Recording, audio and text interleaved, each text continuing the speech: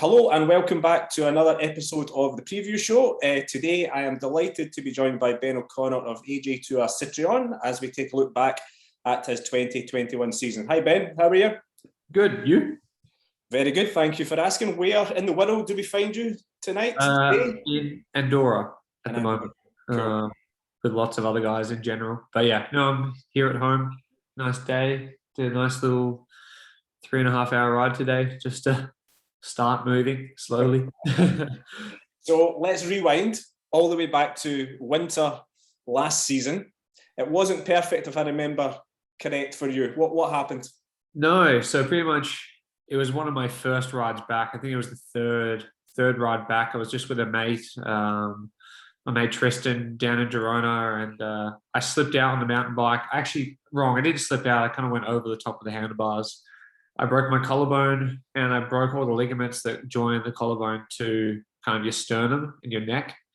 So it took a long time for me to be able to back on the road because yeah, it takes a long time for ligaments to heal. So it was a pretty shitty moment, but I think in the end, it wasn't the worst thing if you think about a little bit of hindsight, because I had more rest in that period, and because the season finished so late, and with the Giro the year before, I was lucky enough to finish on peak form. So kind of, if you kind of like make sense, you're not hitting, like you're at peak form, so it takes a long time to get back down to rock bottom.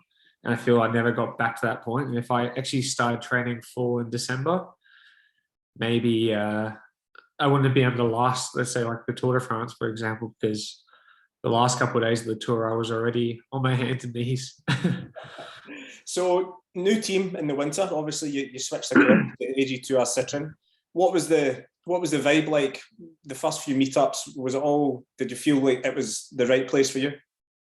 Yeah, I mean, it was just a change. I needed a change from where I was, and obviously the team was, as in entity in Quebec, was also changing itself.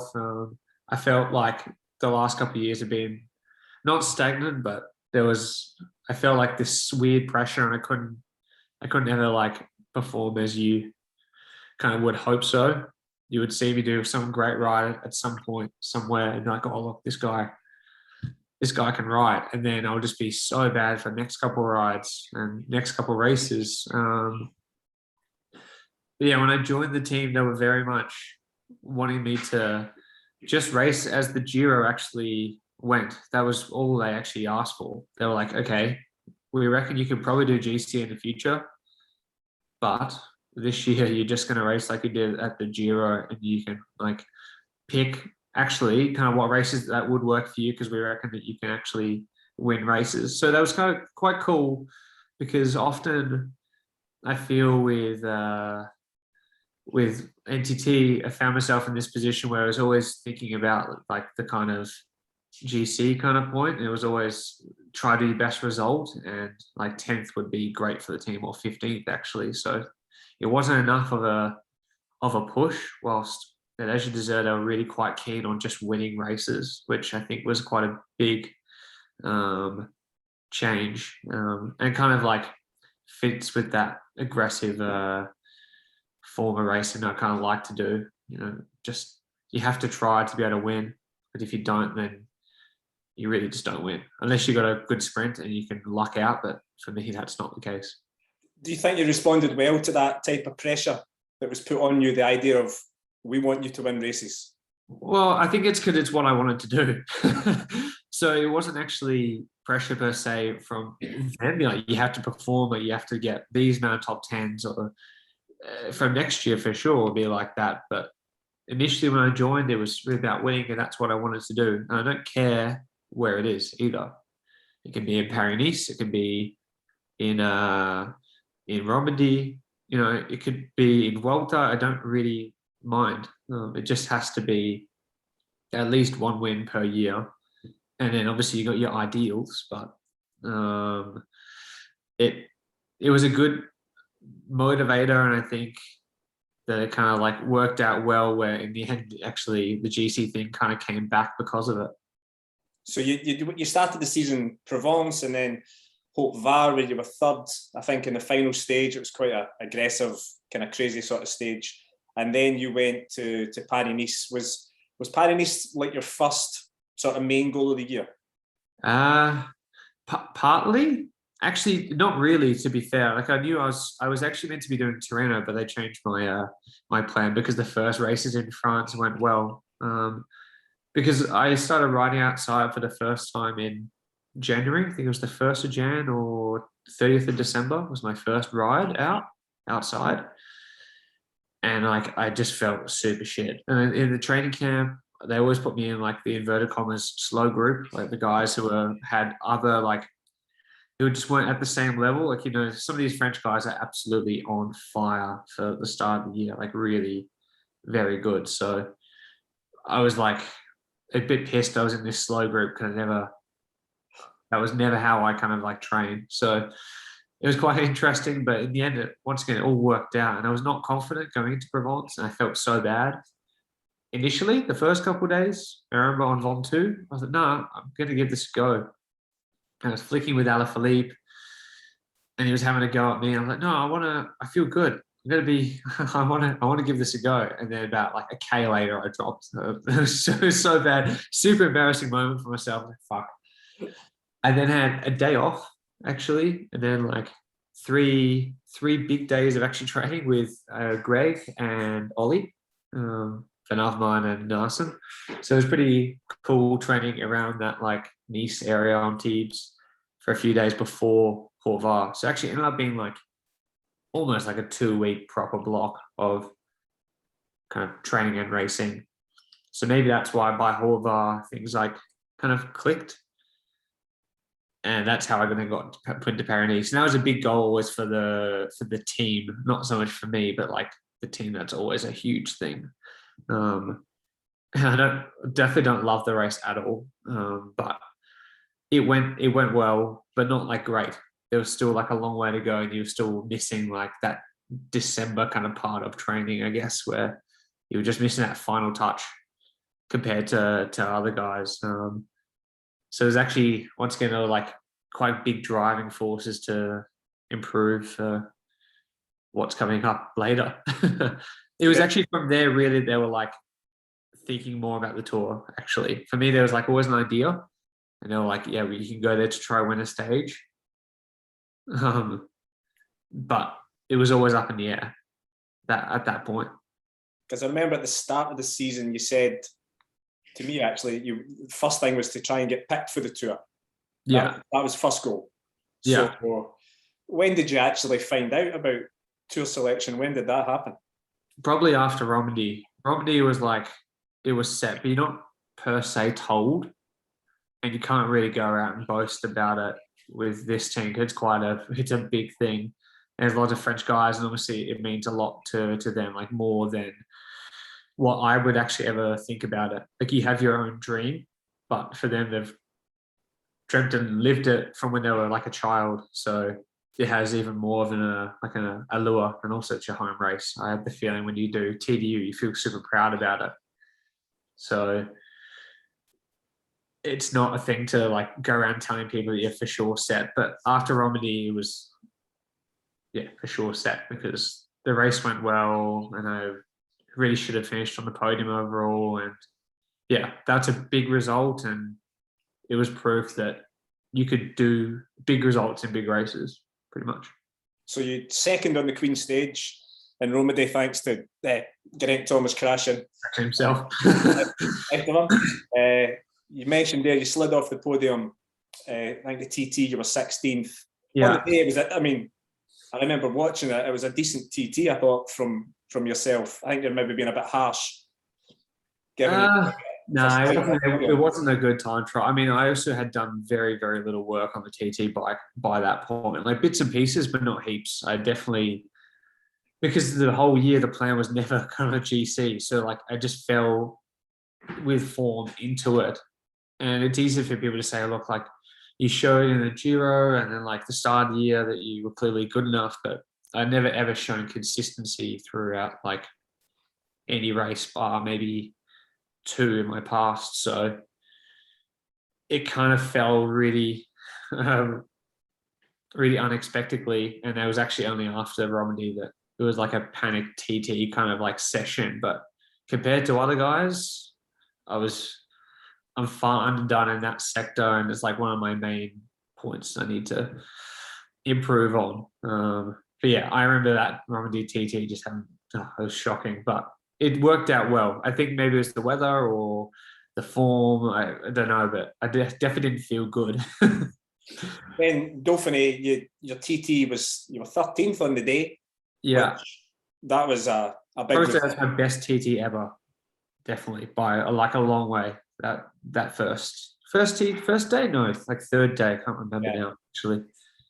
But yeah, I was super proud of that. It's by far the best TT. I didn't do a TT like that in the tour. You mentioned consistency. So Dauphiné, you really cracked the kind of consistency. You were Yeah. fifth on La Plagne, fourth on Legettes, eighth in GC, a solid TT. That must have been very, very pleasing walking away from Dauphiné with such good results. Yeah, I was pretty stoked. But I was also a bit pissed because I lost time on like a weird kind of like semi-mountainy kind of stage with this uphill kick, and I was just a bit cooked actually. So, I don't know. It's just one of those things where the consistency was almost perfect, but not quite perfect yet. So I left that race being like, I should have finished. I still believe I should have finished like podium in that race, at like third or fourth at least. But I really should have been better. So I left there still hungry, like still going like, damn it, like I still fucked up really. And if you want to get up to that level that you really want to, like you only at this point I hadn't had form for like such a long period of time, like before. So I wanted to make the most of it because it hasn't like sometimes it's been very hard to find. So whenever I miss something or miss a chance to win, then I get real annoyed, real angry because you want to take every single opportunity you can. You seem to build proper momentum. So Romandy to Dauphiné, you really seem to be building and building perfectly in time for Tour de France. You mentioned maybe your crash last winter was perfect. You've not come in hot. So what was the build up like? What was that kind of week leading up to the tour like? What was your hopes, your expectations? Well, for training, it was like definitely off the reins, doing as little as you kind of can, but being very specific. But it wasn't definitely like everything was already all done before, and I had a lot of confidence from guys before Dauphiné as well. And we had a training camp, and it was a lot of fun.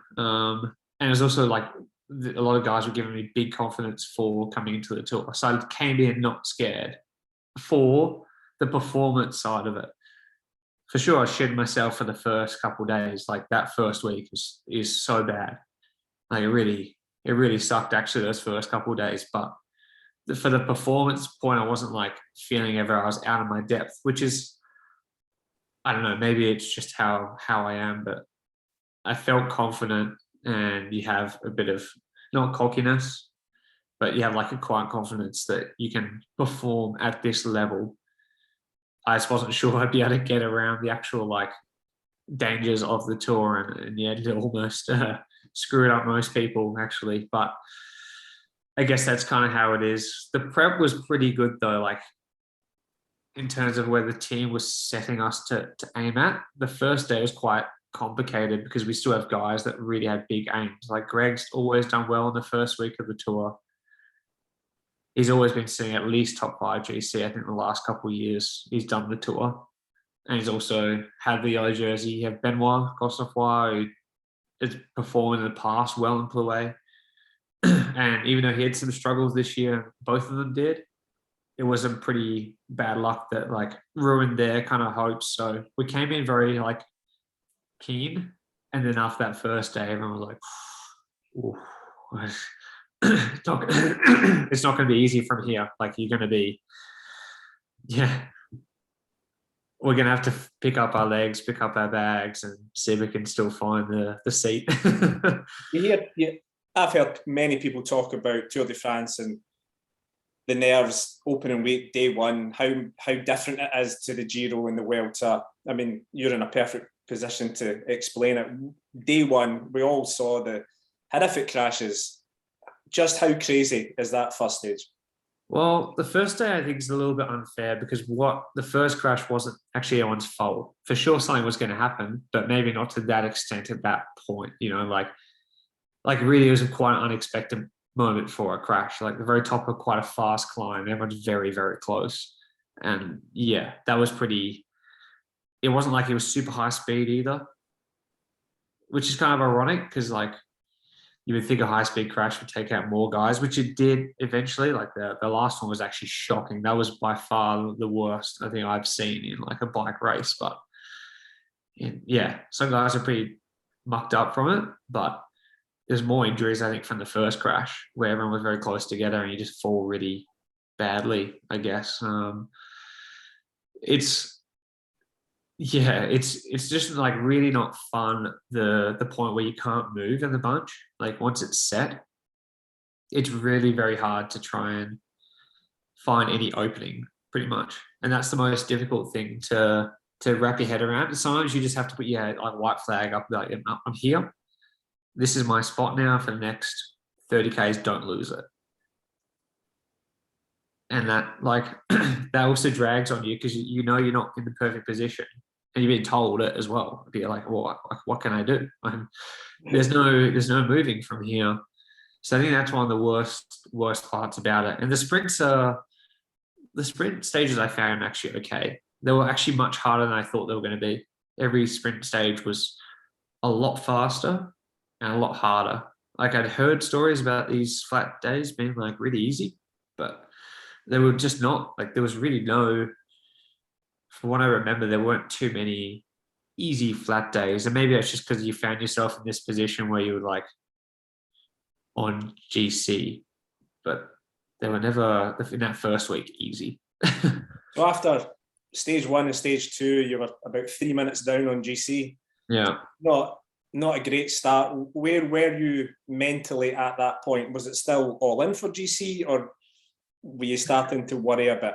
Even on that first day, I mean, I was in obviously the first crash, I cut my arm. Actually, it's got my little history from the chain rings. And then I was in the second crash and I was with Ollie Narson and Lopez, I think, Angel Lopez. And then I was like, Ollie, do you ride? Like, do we ride? Because like, my arm's pretty fucked up. I don't know. And I think I've broken my shoulder. I don't reckon we can I don't know. I can't get out saddle at all. I can't lift my arm.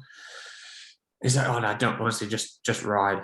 And then Lopez was riding quite hard, so I sat behind him. And we didn't finish that far behind. We finished maybe a minute something. But considering the crash and like sitting up, it's not that much time to lose. And then on the second day, I was just so sore.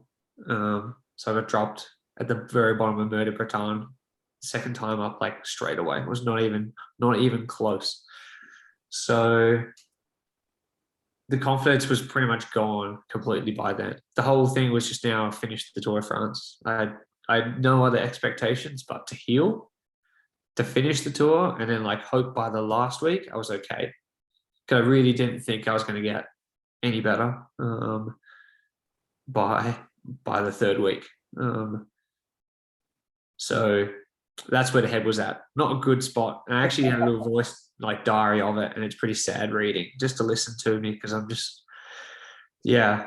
It was just one of those moments where you've started your first tour and you know you came in as like a guy that probably could do something because I knew where my form was at, but yeah, that was all gone after the first 2 days. But then the TT, I suppose, you're still recovering from your crash at 31st on the TT. Not your finest. No, not the worst, but not the best. But definitely not the best. Then we go to the first big mountain stage. Horrible weather conditions. Pogacar goes and does what he does, and you finish in the main group of favourites. So that must have been a surprise, I suppose, considering how hard you found the first week. Yeah, that day was actually it was so dangerous the first couple, like the first close start up this climb, and then we did this really technical downhill. A fair few guys crashed there, and it was just like on it all day. But that was kind of what worked well, and I wasn't getting dropped by that point, so you knew you were like better than you were earlier in the race. And then to finish with the guys there on Grambona was super, super cool. Like I really didn't expect it. Initially, I thought I was going to get dropped for sure, but it was just this like grit where the team was always very confident. They're like, look, just stay with them and do everything you can, because we still reckon you can finish like 10th. If you take out the guys that we think you're going to get dropped, and by the time you feel better, you then perform like you should in the mountains, that we reckon you can finish in the top 10 still. So like, you have to try. And it was also, you're in Savoie, which is the home of actually Desert Citroën, like the team's based in Chambéry. So it really, to perform there was also really important for the team. So it was like an impetus. Actually, at the start of that stage, the CEO of Citroën was actually at the start. He's just at a barrier. You know, this is like a big dog in the automobile manufacturing kind of world, and he's just there chatting to us in the rain. Like that's another like big motivator, because you have quite a big guy, someone who's actually sponsoring the team fully there right at the start. So it kind of adds a little bit more impetus to want to do well. And actually, yeah, I was a bit over the weather though. I was hoping for some more sunshine. So then next stage, I think it was, you're winning team. So yeah. if I remember correctly, the plan was not for the breakaway. No. What was the pre-stage chat? Well, the pre-stage was Norns and Aurelian, in particular Aurelian, to be in the break, because they still, I can't remember if they thought the break was going to win or not. I think they were a bit unsure, but they were like, Aurelian, you have to be in the break kind of today. That's your thing, because it could be no one, it couldn't be anyone else pretty much. So yeah, when like we went up that Côte de Saxony, I think it is in Megève, and you're climbing up towards there, we had no one there. I couldn't see Aurelian, I couldn't see Nons, I couldn't see Dorian, I couldn't see Ollie. Like zero of the boys were around. Like, oh shit. And yeah, I jumped super late with like a couple guys, like just really, really very late, and just to follow it. Didn't actually think it was gonna work out and stick. And I sat last wheel for the whole top where we're in Megève, and this like drag as we went towards the Sacy. So I was still a bit like, I thought the break was still gonna keep, as in like UAE were gonna chase us because the group was so big. And I didn't know who was actually in the break because I was too far behind in the breakaway anyway. So it was a bit of a bizarre start, because that wasn't what I told anyone. And I was on the phone to Sarah, my fiance, and I was in such a bad mood. I was like, fuck this. Like, it's raining again. It's so bad. It's going to be super cold. And like, it's just all day going to be like this. I was having not a bar of it. I think the last thing I said to her was like, well, I guess you just got to get on and get it done. So I guess in the end, that's what happened. But the whole lead up to it was very not motivating. So did you jump because you couldn't see any of your teammates left? No, that's the only reason why I went. The guys, like, I was told specific, because I actually asked the team, I was like, look, can I get in a break today? They're like, no. We reckon it's going to be pulled back still anyway, even in this weather. And I think the break's just going to like just die eventually. And then one of those GC guys will win the first like big mountaintop finish. So I was like a bit unsure. Yeah, I don't know what else really to. Because you were 14th on GC, you were eight something down. Yeah, you were kind of like 3 minutes behind the kind of top 10 kind of guys. So, I mean, I looking at the stage, I think I picked you in my preview for a start off for a breakaway. Yeah. Big yeah, I may have read that, to be fair. It's always nice to see an name on there. And then it just seemed like chaos. Like obviously they had the start where there was this short climb and it was attack and attack and attack, and then the main peloton was small, and then it broke. And as you said, I was looking for you and couldn't see in the first kind of group and second group, and then I think it went through an intermediate sprint maybe. Yeah, that's right. Got on. I think it was Michigan and Cabrelli that were riding for it because they were kind of like this big lead out into the climb, and then it really kicked off. It was pretty gnarly. And then we started the CCs, and I was like, once again, as I said, I was like right at the very, very back of this group. I don't know how many guys were there, 40, 30, but I was dead last. So yeah, I didn't start like that climb ideally, but I had a pretty good run from behind. And then you could see Quintana going and Cabrelli and Wild Pools. I was like, well, I'm here now. There's like a 2-minute gap. Like I've got to carry on doing it. Because I still had this like, you want to conserve yourself for GC, and this wasn't like conserving. I had to do a big effort to just, to then now be at the front of the race, and I hadn't planned that. So I was using a lot of energy, and I wasn't sure if that was the best thing to do. But obviously I wasn't going to sit up either. Like, it's kind of like, you can't just be sitting up because you're the only Asia Desert guy in a 40-man breakaway. And yeah, then it was just business as it kind of kicked on. You were then at the front of the race, and then that's how kind of the rest of it panned out. You were just trading punches for the next couple of hours. I mean, as a GC rider, you were in a very tricky / dangerous position, because if the main group chases and you've wasted all energy in the climb, your GC's over. But the thing is, you're in this point where no one believed I'd be able to do GC that was in that breakaway either. I mean, Mike was rolling, Nairo was rolling, Nairo was kind of partly rolling. Walt was just doing his own thing. Higuita was rolling. Like, we were kind of more or less just like riding threshold whilst rolling, but then not like always. It was weird. I'd never been in a break where you ride that hard all day. Normally there's points where you kind of ease in and you can chill. And it happened only one point on Rosalorn where it was a bit more like easy. But before then was just a block full. So it was, it was pretty rare. I guess that's why the gap stayed also so high as well, because we really rode quite fast all day. You mentioned that it was Wout Poels, Mike Woods, Nairo Quintana, Sergio Higuita, Lucas Hamilton for a bit, yourself. You managed to get yourself away from the rest of the breakaway riders, including some pretty big hitters who were left behind. And then you've got the normal tour situation where the guys who are going for polka dots just start doing crazy stuff. Yeah. How do you measure your effort when you've got Quintana and Woods just try to fly? Well, just if you're looking down and you're seeing like that kind of 400 to 450 at the top of a climb, and these guys are like really just like punching out away from you, there's not even any point to try and just go with them, because that they're just going for the KOM. I know Mike wasn't going to win that stage 100%. I was never ever frightened of him. I was only frightened of Nairo because of what he's done in the past, and maybe he's on one of his magic days too. But you could see also it hurt him by the time we got to the bottom of the teams as well. So you just had to be aware that was their battle, and the only one that wasn't there for the battle was then Higuita, really, because Lucas was then dropped and he was a bit cooked by that point.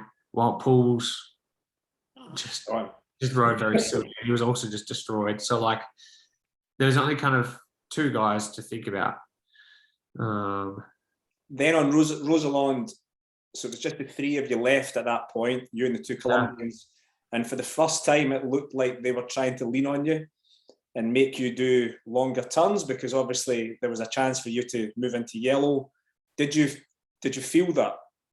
Yeah, so not actually on, I guess just over Col de Pre, and then we were going along the dam, and then like Nairo like let this like hella gap go, and then he would not close it at all. Only I would. I sat up a few times completely, but the brakes on. He's like, nope, and like would not do a single thing.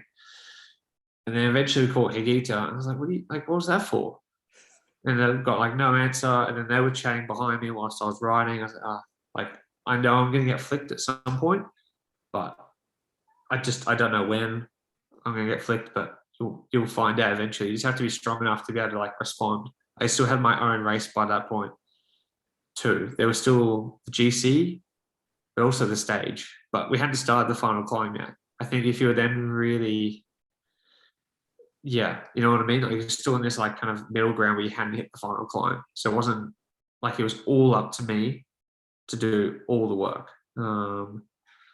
at that point. Because in the end they didn't. They were still rolling quite hard, and then they did the descent really, really really fast. And yeah, I had an absolute shocker.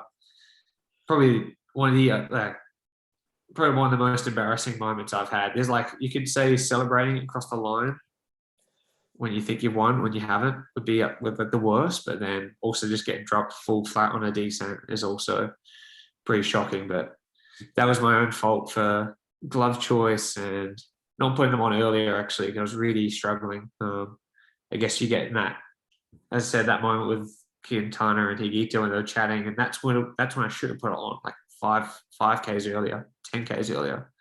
Not there. So I guess I was just lucky by the time we get down to the bottom that they were both really cooked. So you mentioned there the descent, you were dropped, you got back on, you were dropped again. Yeah. Higita was flying on the descent. Yeah. And then you get to the bottom of the descent, and I think it was the gap had gone out to like 35, 40 seconds. It was pretty huge. Did you? Yeah, I almost set up on the descent. I was like, no, that's it. That's me done. I'm finished. I just ruined a great chance to win a stage, but I still have to then do a TT to get to the finish because I still had a massive gap.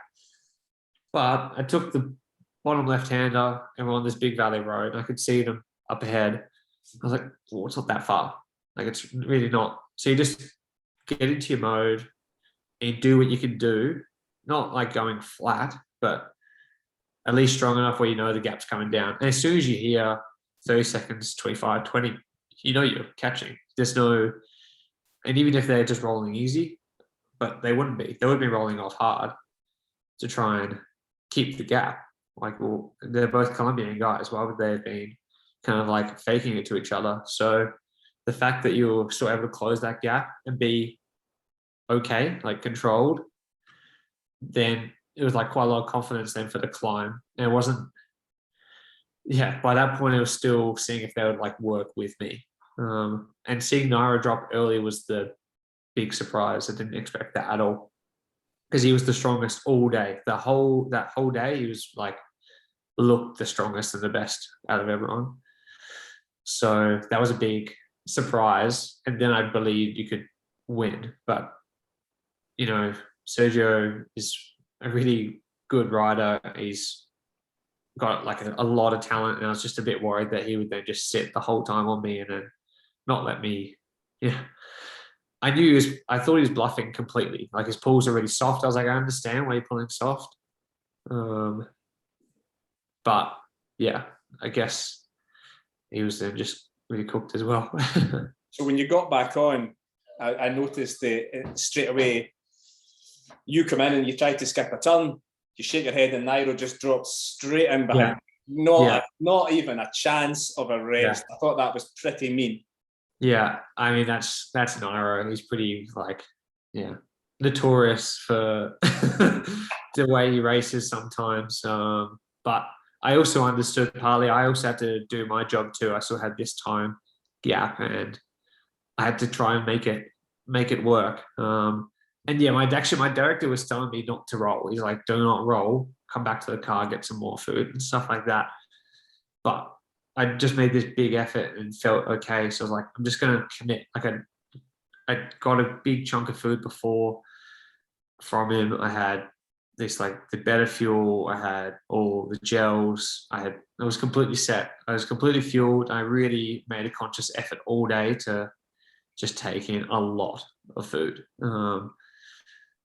So maybe that's also what helped a lot. Like I really made an effort there.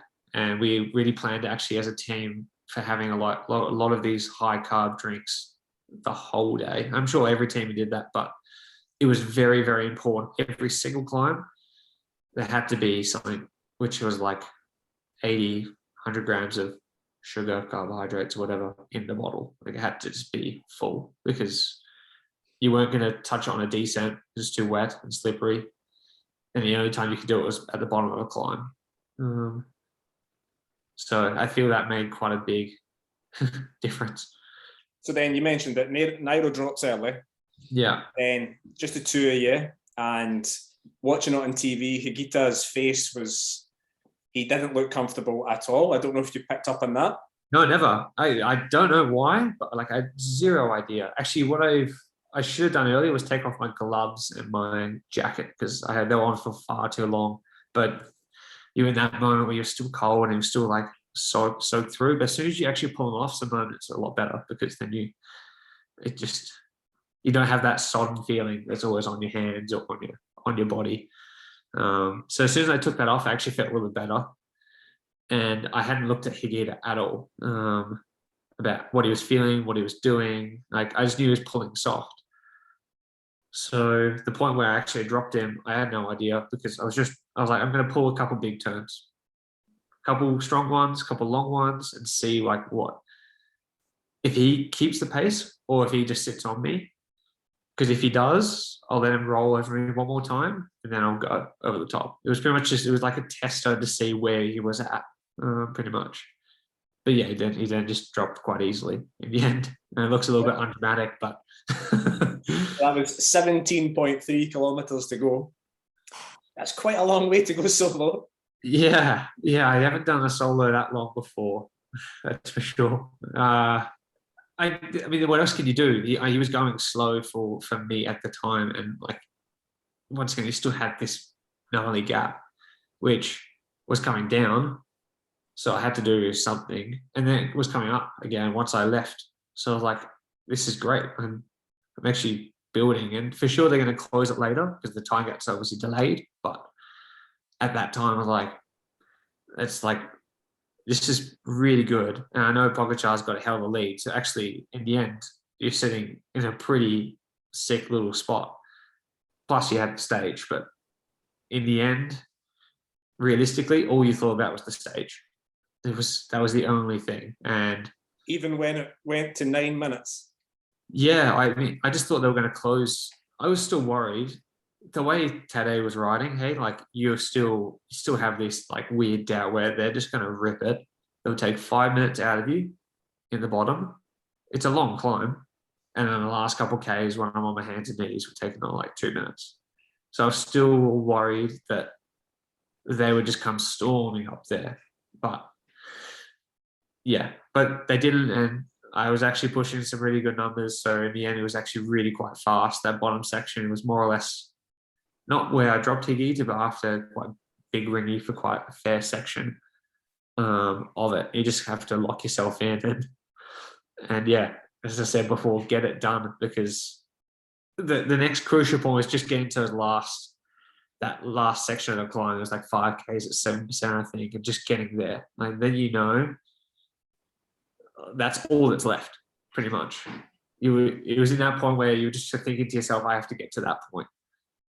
And I want to get there, then there's another point after that, which is the 2Ks to go where it goes flat. So that's kind of how you kind of broke it down to yourself. And you were safe from that 2Ks to go kind of banner. But I didn't actually know the gap. So I was reading the chalkboard wrong because I thought the gap to the guy behind me was the yellow jersey gap. So like, at one point it was 20 seconds, then it went to like a minute, then it came down again. And yeah, I was just reading it like, I was just also really tired. So yeah, it's a bit bizarre. You could say I listened to your radio, but the director was very calm in the radio. He was like, this is a time trial. All you have to do is think about yourself and do what you think you can do. Like just don't overdo it. Like calm your emotion. Don't ride on emotion. Ride on like what you think you can do. When did you think you'd won it then? When did you know that you'd got it? Probably with 4Ks to go. So then my next question, which is a weird one, did you enjoy any of that stage? Yeah. Yeah, actually, it's probably for me, it's one of the most spectacular ones I've been in. Because I guess because you were in the front of the race the whole time, and it was very like punch on punch, so it felt very crazy. And maybe from being a spectator, it didn't look like that, but for me, it felt like that because there's always something going on at the front of the race. There was Walt in front, and there was also Nairo. And I got dropped and came back. Like it was quite dramatic in that kind of sense where I saw a lot of kind of things. And the climb itself has like a nice memory for me as well because I've done it when I was younger, when I was skiing. Like I've been up there, I've skied up in teams before, so it's pretty special for me that next time I go up there was actually the win stage of the Tour de France. It's really like ridiculous. So yeah, I've got great memories of just like that valley and the moment where you're going through those galleries and those last couple Ks where I was really on like the absolute limit by that point. But there was still what felt like for me lots of people around those galleries, and I know it would have maybe been more people if it was sunny, but it felt super special. And there's not a lot of that day that I look back with negative feelings, except that descent. From the wonderful highs to the terrible Yeah. lows, and just how much do you hate Mount Ventoux? I think it's just you've had some like Provence. I understand the shit experience I had because it was the first race back, after the collarbone. I'd only been riding outside for a month and a half, so I can be forgiven for having a bad day there. The Mont Ventoux challenge was like 2 days after what's it called? Dauphiné. The day after Dauphiné, I think I was that was just not a good idea. But I saw the descent, and I think that then helped for the Tour day, where then we did Ventoux, and I was once again actually quite confident in that day. Actually, we rode second team all day. I think we showed ourselves, we showed our structure, and yeah, guys can can joke about as you deserve not helping me more, maybe, but in the end, the team didn't come with that aim exactly, and the guys who were there were more than helpful for the days that I actually hate more than Ventoux, which is the days after, not actually Ventoux, because that's my own fault. I had a bad day. I got a bit too hot, and maybe I could have been better with cooling. You were good, but I was better in Andorra. It was just as hot in Andorra. It wasn't more, but I coped much, much better that day. But yeah, long story short, Ventoux is still like not a climb I love. I don't like the bottom of it. I think it's like a bit ugly, and the top's quite nice, but I just don't love it at all. And you go to Andorra, like your home stage. I don't know, maybe you were worried because of what happened on Ventoux, but then you have a super strong day.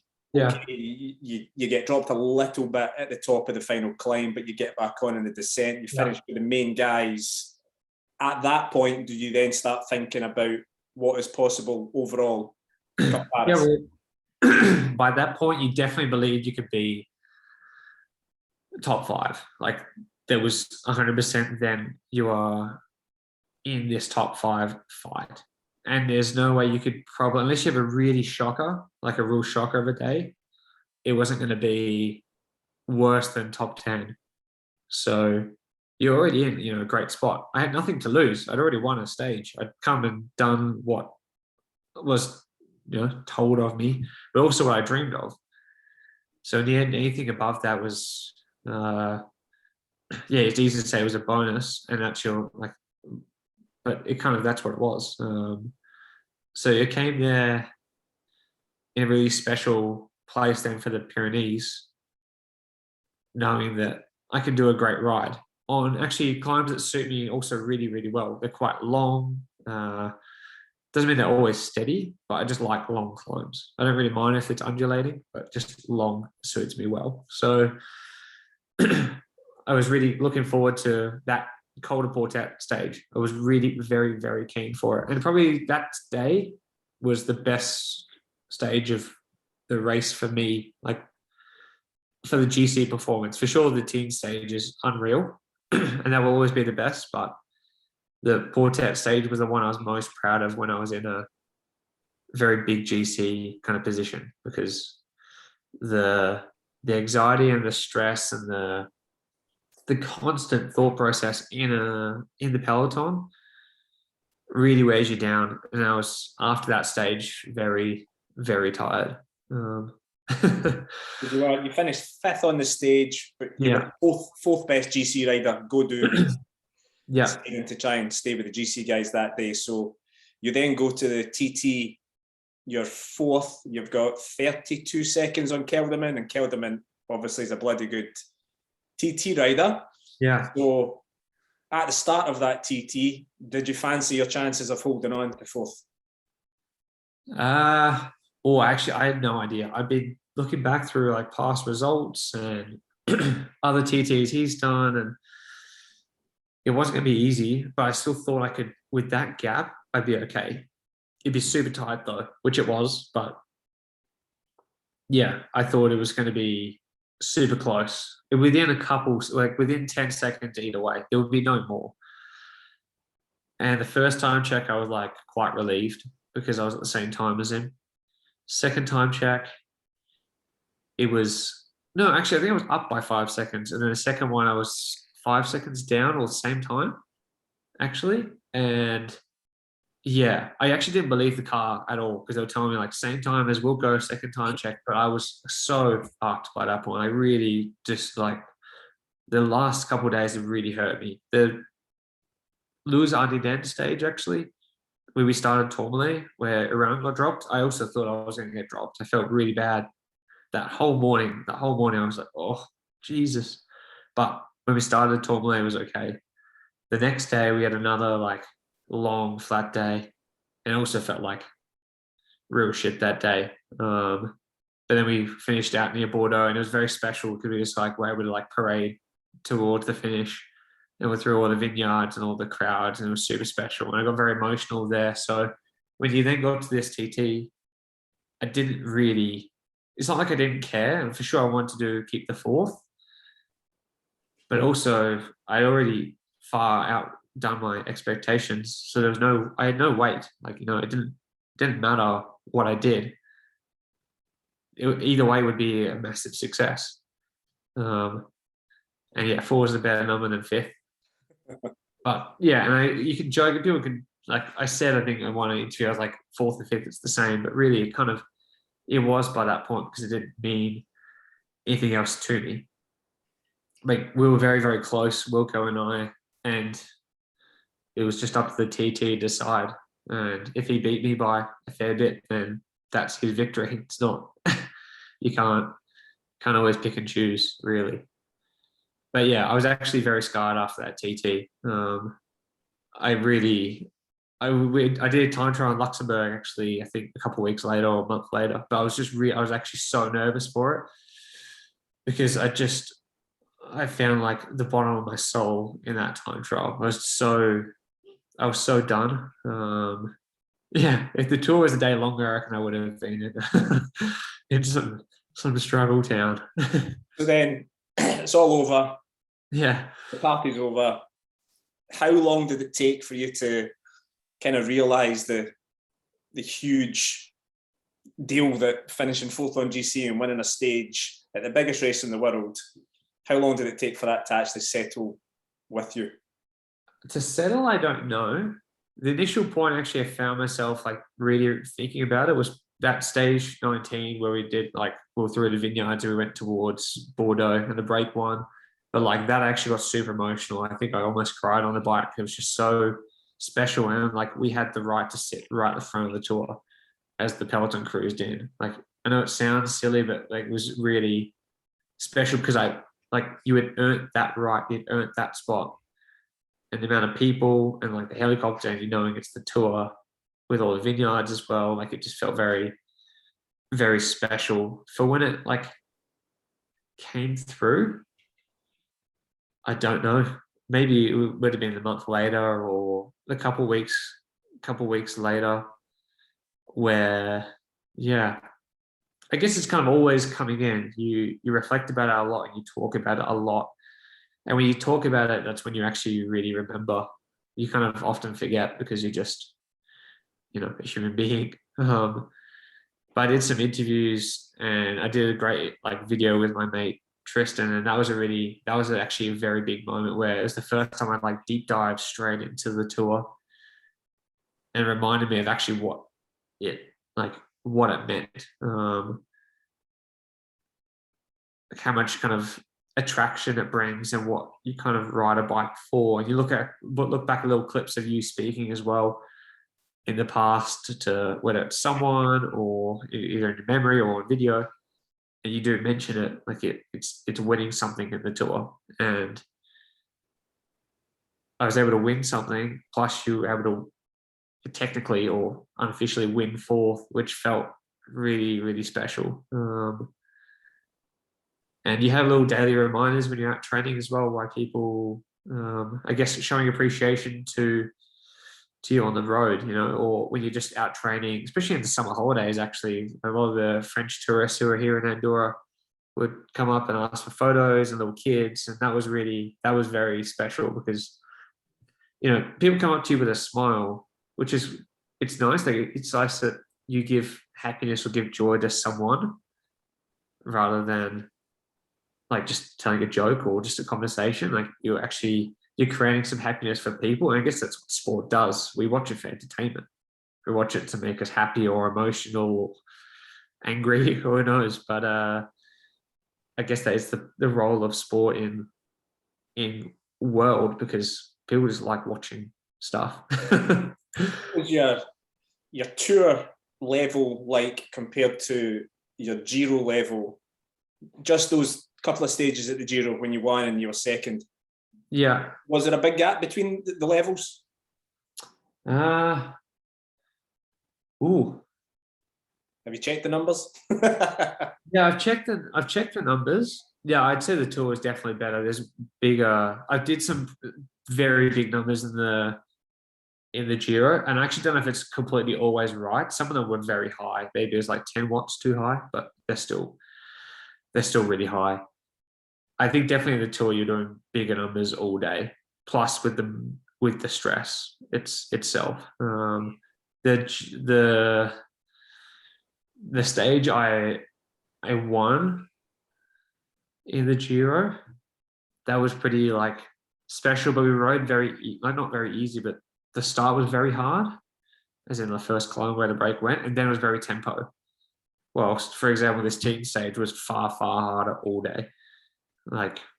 Up at threshold every single climb, with minutes well and truly over that in the middle of these sections. So there's a bit of a difference. I think the Giro mountain stages often are more steady and long drags of a day, compared to the tour feeling a bit more explosive, I think.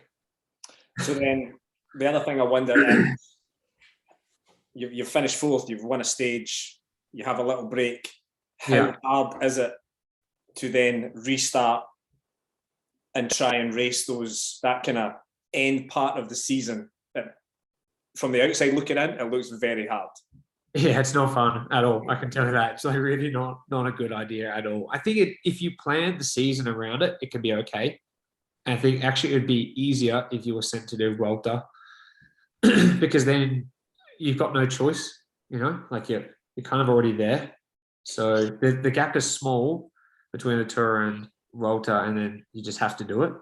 Whilst if you're trying to try to build for Italy, you can find a point where you just don't respond, which I found completely. I was just completely done. And the reason being is because the start of the season, it was only, I think I took a 5-day break after Romandy, but that was it. It was really the only off bike time I took. I took none after Paris-Nice, none after Basque, none after Dauphiné, because I had Ventoux race after.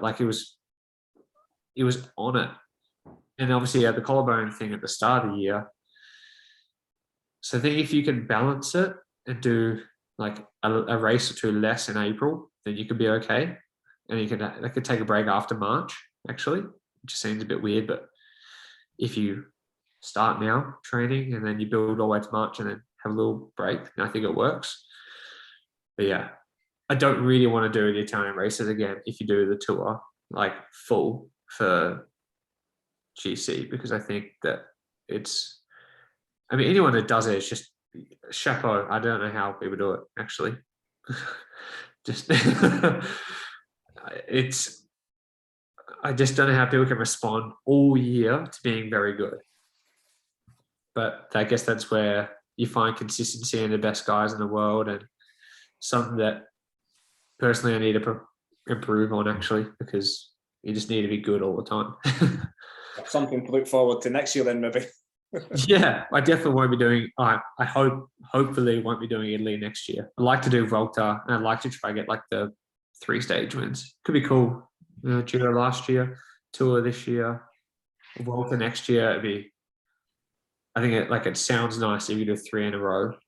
Yeah, I don't know how many people have actually done. I have no idea. Consecutive. I know lots of people have won stages of each one, but never like in, progressive order. That'd be pretty cool. Yeah, that'd be one of the big aims for next year to be keen for. So I do have to be good at the end of next year. So you're going to try and break your collarbone again? No, like that, honestly. I think actually I go tomorrow too. We've got a team meeting camp, so it should be quite fun to see the new guys and get back in that team kind of atmosphere and build towards what next year is, because you take your break, you become a bit of alcoholic, you become pretty like, yeah, everything's quite fun. So, and your food groups are just pretty much like yellow, beige, red, a little bit of white, and just like, there's not a lot of green, there's not a lot of color. So it's kind of funny when you think about it. Welcome to my life. Oh, yeah, I'd happily do that. Well, Ben, thank you very much. Absolutely fascinating, particularly digging back into the Tour de France stuff, and hopefully next year's just as good. Hope so too. Cheers.